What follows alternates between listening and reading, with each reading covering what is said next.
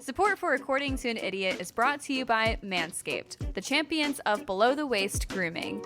For countless men, grooming can be a confusing and even painful chore. And if you're anything like me, you've had so many close calls shaving with bad razors that it's a miracle you aren't currently hitting the high notes in a ballless barbershop quartet. Ouch, my balls. Ouch, my balls.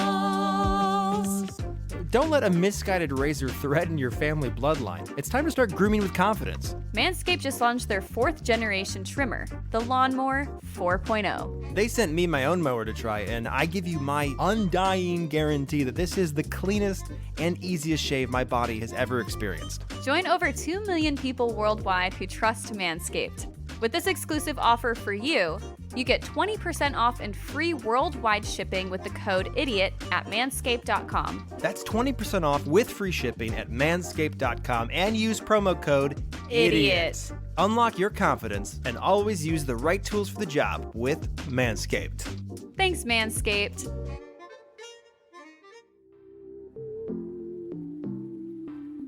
Warning, the following podcast is a shit show, and the individuals you are about to meet are idiots. Their opinions, anecdotes, and advice contain zero nutritional value. This is the critical human condition and all of its strangeness. This is life, according to an idiot. Hi, I'm Jeremy. Hi, I am Mo.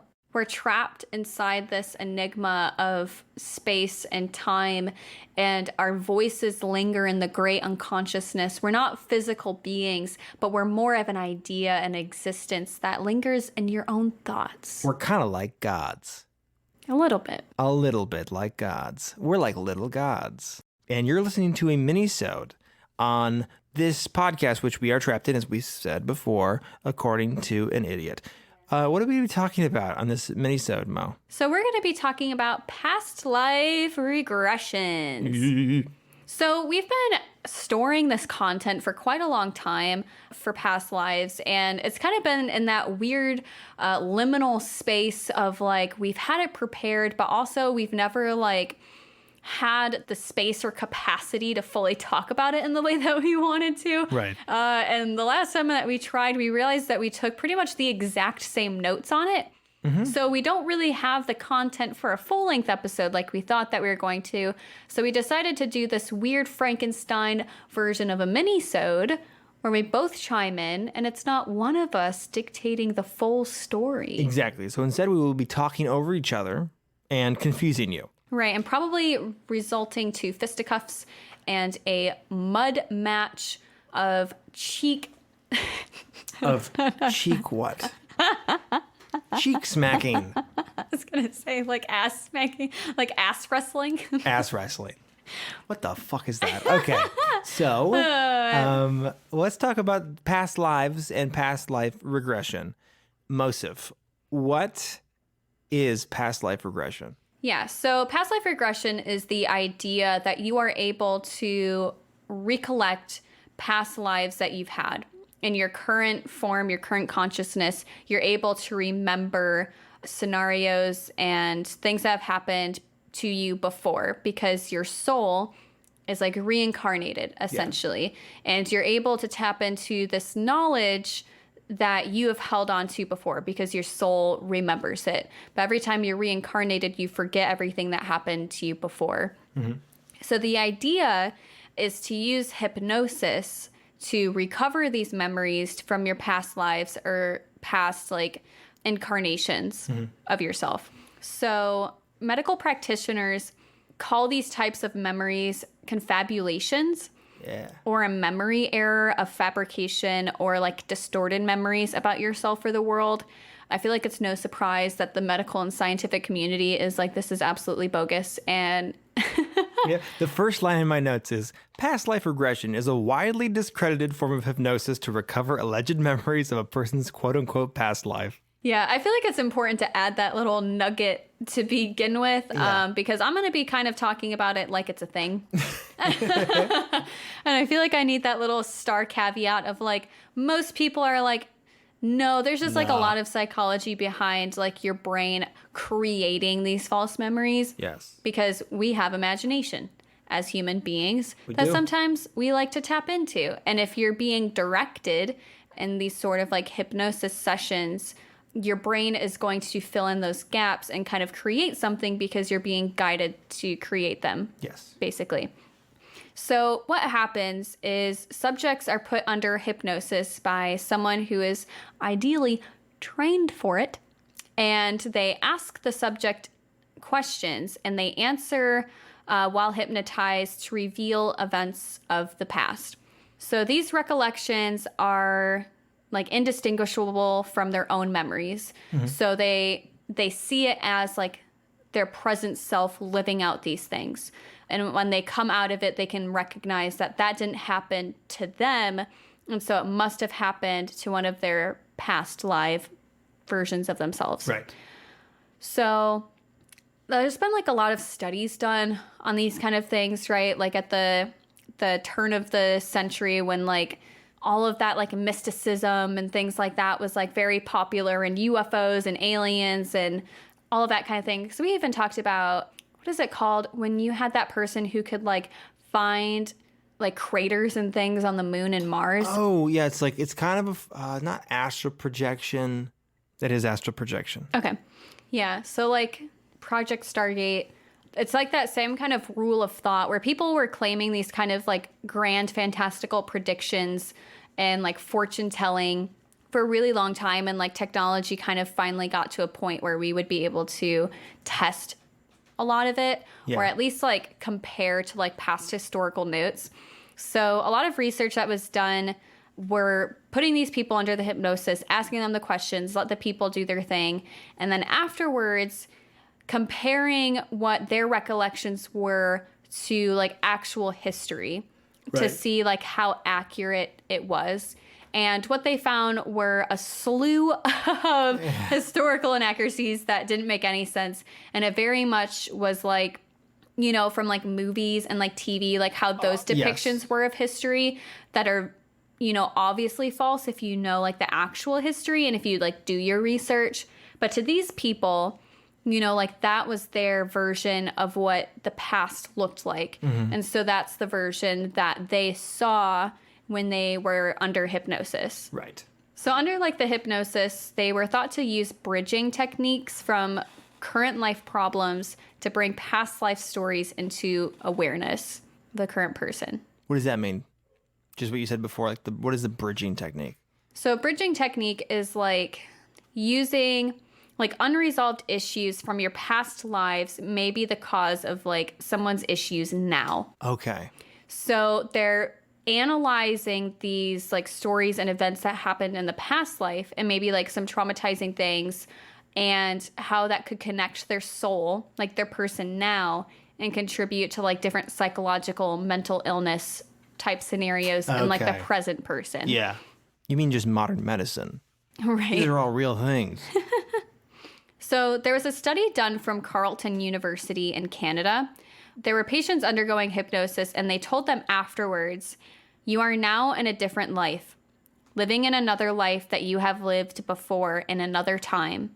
You are now reliving that other life that you lived once before in a different time. Which is such a convoluted, fucking confusing way to say that. And I don't understand why they decided to say it like that. I'm confused. I came here for a flu shot. What's going on here? Yeah, I think that's like an example of...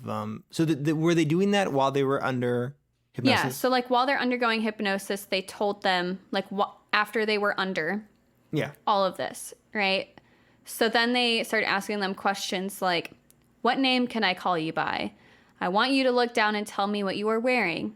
Describe everything you are wearing in detail. Where are you? You know, things like that. And they found that they were able to recollect things like that in their past lives in as little as 15 minutes. Wow. But soul memories, which is past the point of death, takes upwards of 45 minutes of trance. So while past lives are studied or have been studied in like in a pseudoscience sense, or past life regression, that is, The concept of past lives has been around for very long and showed up in many religions across time. So many faiths include past life concepts in their belief systems, like reincarnation, namely Eastern religions like Hinduism, Buddhism, Jainism, and Sikhism. Reincarnation, like rebirth or transmigration, is a belief that the non-physical part of a living thing, its soul, leaves the body after biological death and inhabits a new body, like an infant or a newborn animal, and restarts life anew. The religions mentioned previously, like Hinduism, are complex and deep religions built upon centuries of teachings and comprised of numerous sects. That was a lot of fucking words I that just you said really just said. fast. So the religions I mentioned before, like Hinduism, are pretty complex and like deep religions that are built upon centuries of teachings, and they're comprised of numerous sects, sects, not sex like PPVG. Right, like the bow bow Not wow. bow, bow, bow, bow, wa-cha, wow. No wow wow. Yeah, that's just a religious sext is... Can you imagine, like, if you were being reincarnated, right? You died, your soul was being recycled into another being, and then all you heard was bow, bow, wow, wow, wow. That's the sound of you being created through sex. Right? Wow, wow. Bow, bow, bow. That Seinfeld like bass. Mm-hmm. Yeah, so a religious sect is just like a weird like branch off of a religion. So it's like just various schools of thought, kind of like a denomination. And not all practitioners of these religions necessarily subscribe to reincarnation, instead believing in an afterlife. So either you go to heaven or you are reincarnated as a grasshopper or a baby. Right.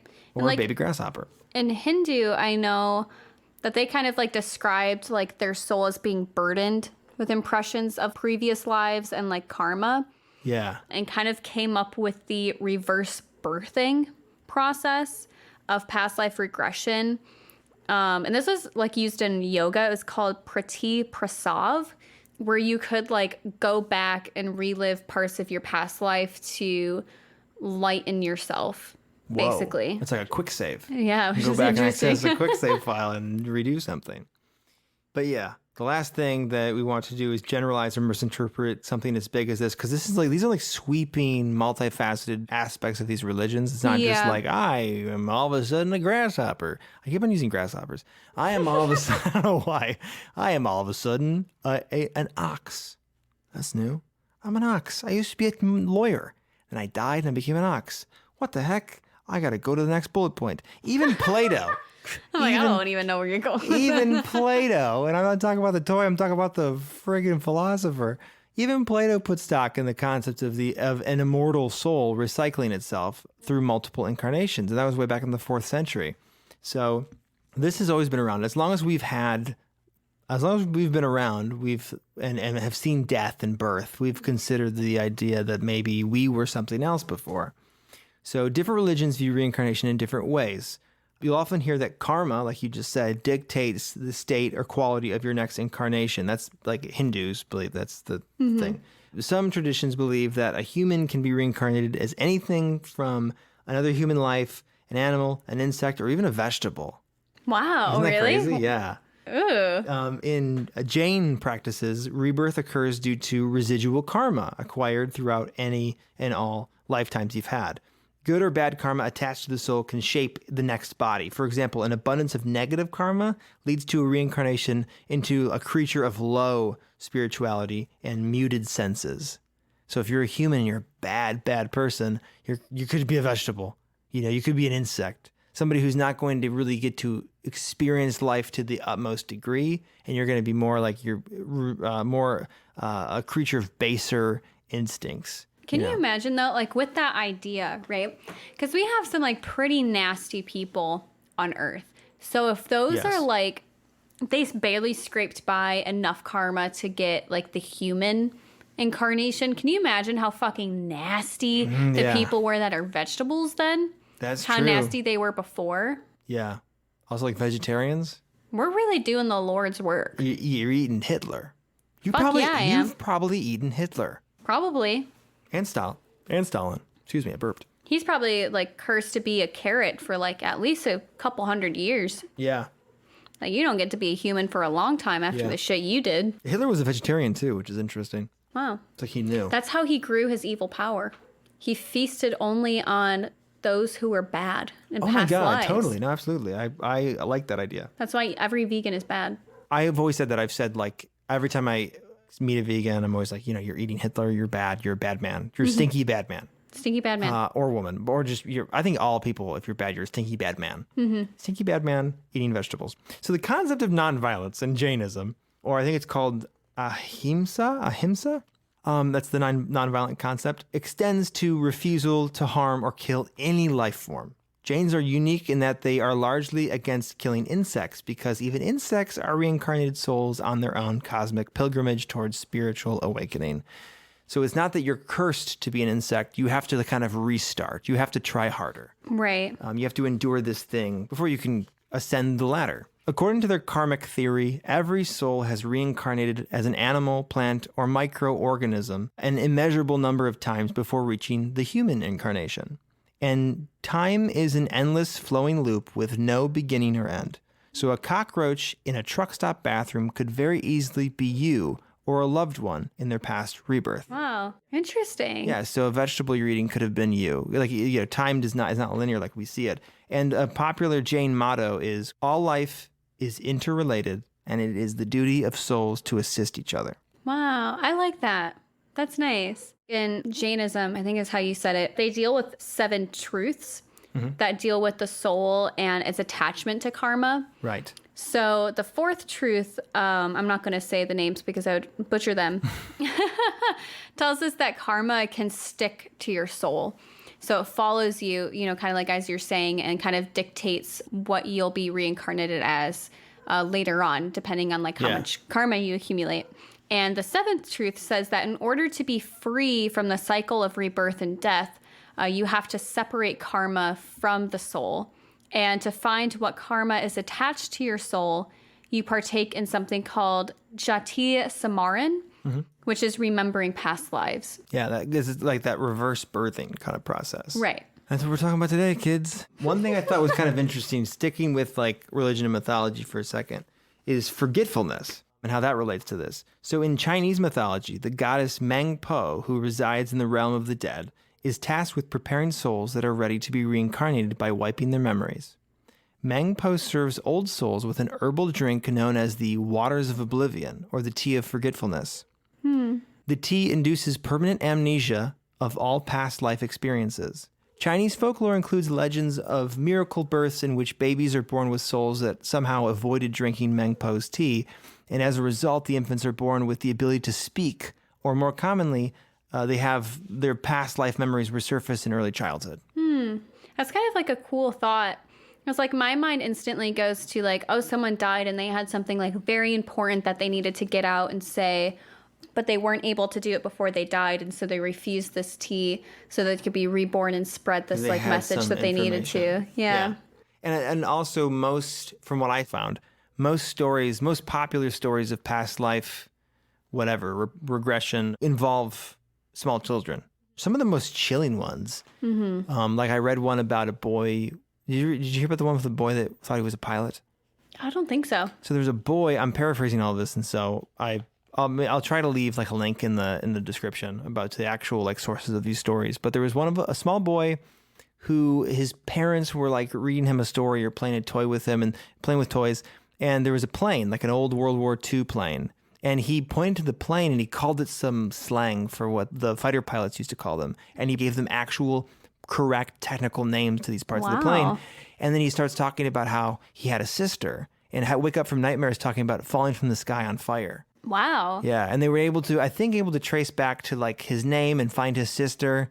And the story matched with the experience of a young man who had died in World War II after being shot down in aerial combat. So this happens a lot. And there's also an influx, I noticed, of stories of small children in nations where the predominant religion believes in reincarnation, like in India and stuff like that. A lot of them claim to remember past lives. Yeah. The University of Virginia actually has this Department of Perceptual Studies, Okay. And so this has like, I think its own little subdivision of teaching, which deals in more like fringe topics, including like past life theory. Mm-hmm. And so this is actually found on the University of Virginia's medical webpage or whatever. I just copied it from the website. It's called Advice to Parents of Children Who Are Spontaneously Recalling Past Life Memories. Wow. Yeah, this is from the Division of Perceptual Studies. This is just a list of bullet points from that page. They can occur in families with a belief in reincarnations or in families where the idea of reincarnation had never been considered before the child began making the statements. These statements do not by themselves indicate mental illness. We do not recommend that children undergo past life regression hypnosis. We recommend that parents be open to what their children are reporting, respectfully listen, and parents should acknowledge and value what their children have told them while making clear that the past life is truly in the past. Avoid asking a lot of pointed questions, for this could be upsetting to the child and could lead the child to make up answers to the questions. Ask general, open-ended questions such as, do you remember anything else? We encourage parents to write down any statements about a past life that their children make, and this is particularly important in cases where the children give enough information so that identifying a deceased individual that they are describing might be possible. Most importantly, the parent should remind themselves that even though their child might be describing the memory of a painful death, this is likely just a product of a growing imagination, and that the child is perfectly safe now. Also, ensure the child that no matter what they believe happened in their past life, they are now safe. The vast majority of these children stop talking about previous lives by the time they are 5 to 7 years old. In most cases, as children get older, they do not even remember that they ever talked about a past life. That's direct from their website. That's so interesting that they have Right? like a whole section Yeah. for that. It does sort of fall under like psychological health of a child Right. I mean, it really does. if it's And, causing them trauma. it makes sense that they would want to have guidelines to like navigating that. I don't know. I feel like it's probably a more common thing than we really give it credit for. I would assume that most of the time it's just like they said, the possibility of just like a growing imagination. Right. You know, and like as a kid, you pick up so much and it's all new and colorful and different. And like your brain sort of is very moldable. And so you take something you could have seen on TV or heard somebody reference, and then you start thinking that you are this thing or whatever. Like, because it's Right. a child's brain's really weird. You know what I mean?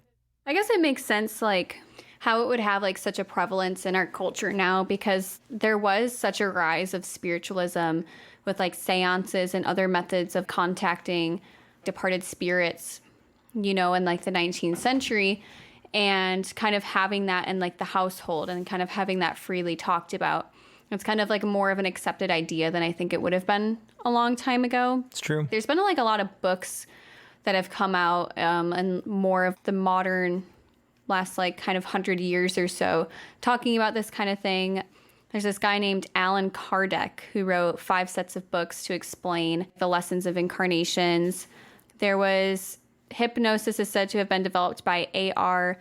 Asa Roy Martin, who published researches in reincarnation and beyond in 1942.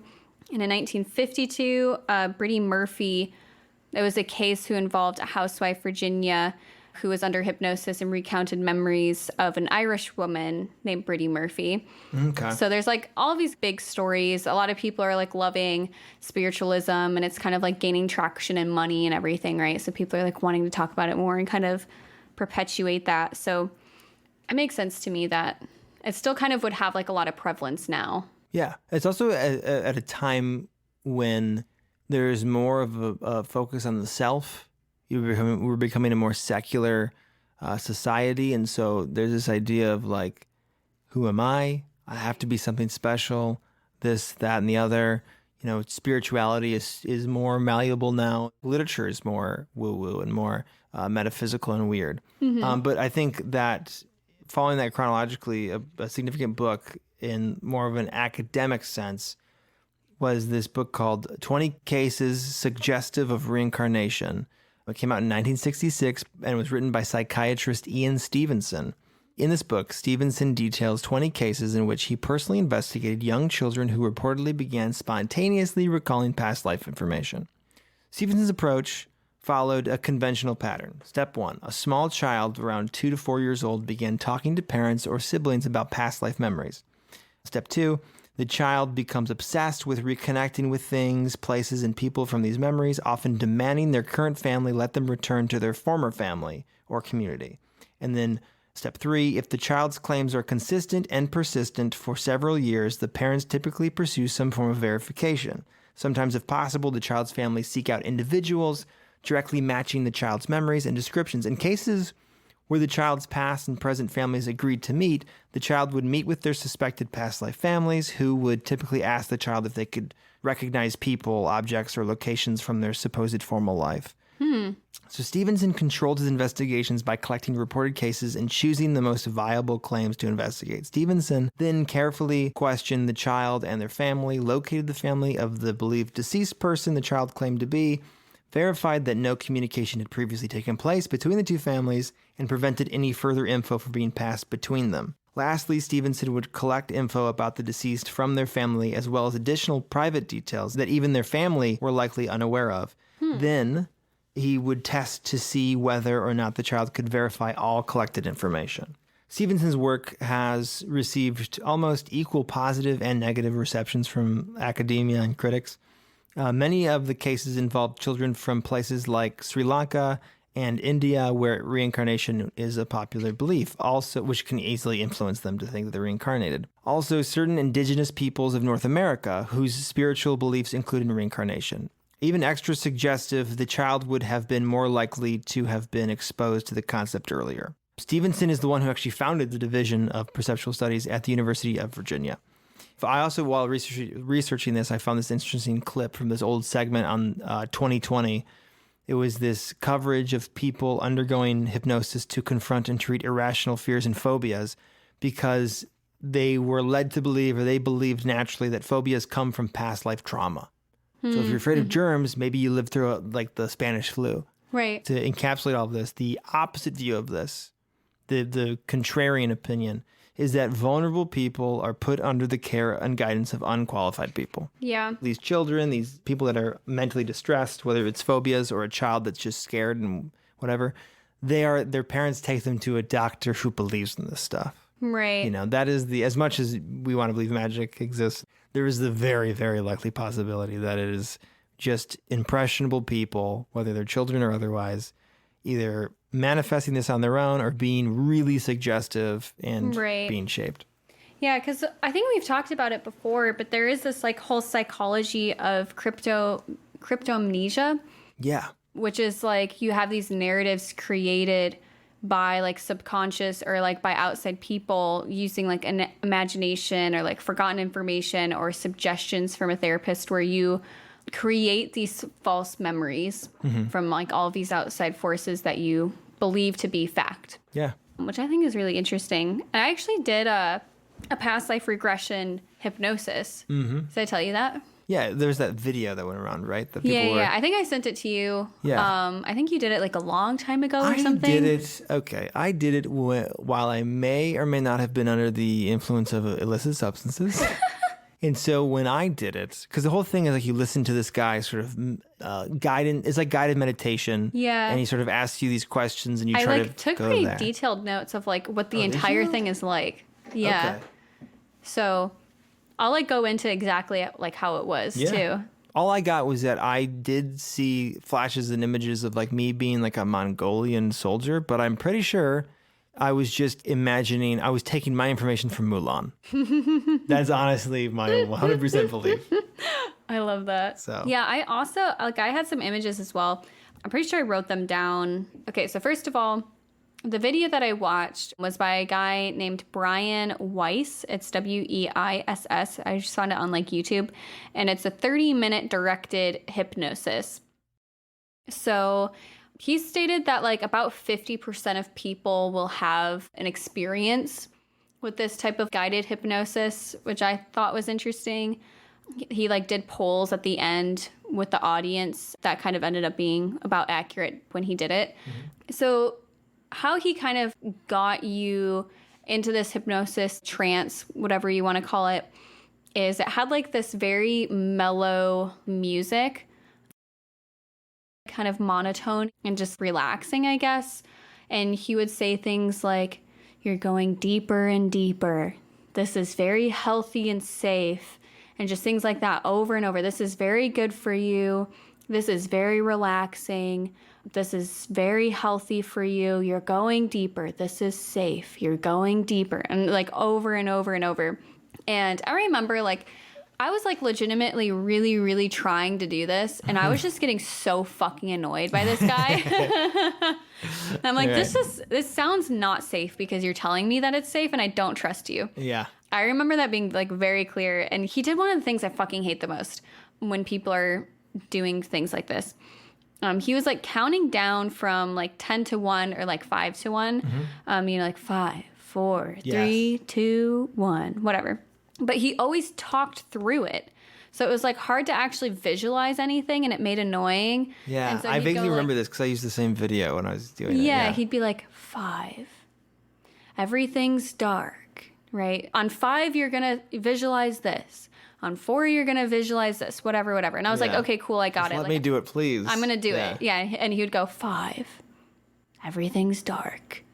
4. Everything that... I'm like, can you just fucking like shut up so I can actually visualize All this? I'm seeing is darkness. Right, and like you keep interrupting my thoughts. Yeah, well, he's probably trying to be suggestive. Like he's trying to like, cast with a wide net. Well, I might as well try to get as many people as possible. Yeah, that was so annoying because like I actually would be like visualizing things and then like his voice would pop up and I'm like, for fuck's sake, like can you you ruined it, go away. 4, you're holding a copy of Mulan on VHS. 5, you're putting that into a VHS player. 6, you are a Mongol warrior. Right. So then he like went into like, oh, think of a childhood memory, right? And he would say things like, you remember everything. And like he would count down to like, remember more. Like as I count down, remember more and more things. Like you remember everything about this. Why is this important? Why is this important? Yeah, and then he'd be like, okay, now go farther. Think of you being in the uterus. Okay, now recollect your own birth. You know, like you remember this. You remember every detail about this, right? And he'd be like, you see a door that opens to light. And this part really fucking annoyed me. This part infuriated me more than I think anything else. Because he'd be like, okay, so you see a door that opens to light and you're going to go beyond the door. All right, so you watched your birth. You see a door. You're opening the door. Behind the door is... I'm like, you already fucking told me all of this. You already told me what it is. Why am I going backwards? I already visualized it the first time you told me, and now I'm going back, and I can't visualize it the second time. Right. You suck. You suck. You suck, Brian. He's an old man, too, so... Yeah, and I had to pause... That helps you hate him more. Right? I had to, like, pause my own vision so that he could, like, catch up to where I was. And then, like, by then I was bored and I lost my patience. Yeah. And, like, by then I was lost. Like, go away. Right. And he'd say things like, who are you? What did you see? And so what I saw... Obviously, you know, was fairly conscious this whole time because I was just fucking annoyed by this guy the whole time. I feel like maybe if I didn't hate him so much, I might actually have an actual experience, but who knows? Yeah. So what I remembered was drinking tea. Okay. Out of like a teacup. Mang Po. Right. Wow. I was drinking tea. And then like the most important thing that I remembered was someone getting run over. No, fuck. By like an old-timey like bus. Yeah. My feeling was that I was in Asia somewhere, like somewhere in the Middle East, whatever. But at that point, I was also watching Orphan Black, and there's like some scene in there where someone gets run over. Well. So I feel like there might be some type of correlation there. Perhaps. It's interesting that we both went Asian with it. And I think it's because we think of reincarnation and old things as being like Eastern. Yeah. Eastern practices. I think so, probably. Yeah. Or I was really a Mongolian warrior, which is very possible because, as you know, like I sort of naturally inhibit warrior characteristics. I'm very strong. I'm very tall and muscular. I am fearless, and also I'm Mongolian. Anyways, I'm losing my fucking mind. Fuck you, Brian. Fuck you, Brian. All up in this door. What's behind it? My foot kicking your ass. So you're so fucking annoying and you disrupted my regression. Yes. Maybe that was Brian getting run over by a bus. Maybe, yeah.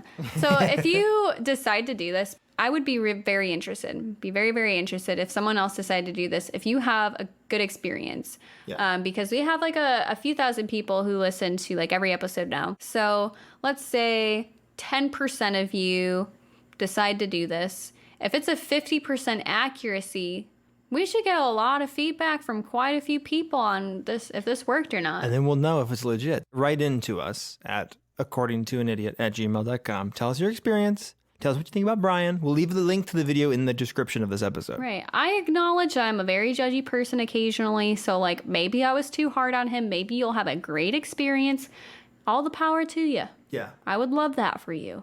I would love that for both of us. Yes. For the science of it. Yes, of course. I just feel uncomfortable when an old man puts me in a uterus without my consent. When you interrupt my visions, we got a problem. Yeah, come on. Brian. God damn it. We were just hating on Brian right now. Right. Forgot his last name.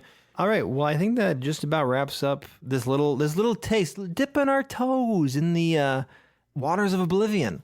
Yeah. We'll talk about this past life regression and past lives and reincarnation. Boy, what a crazy mind bender, huh? Oh. I'm also just happy to have all this information off my plate because I feel like I reserve all this information in my brain deep dark in the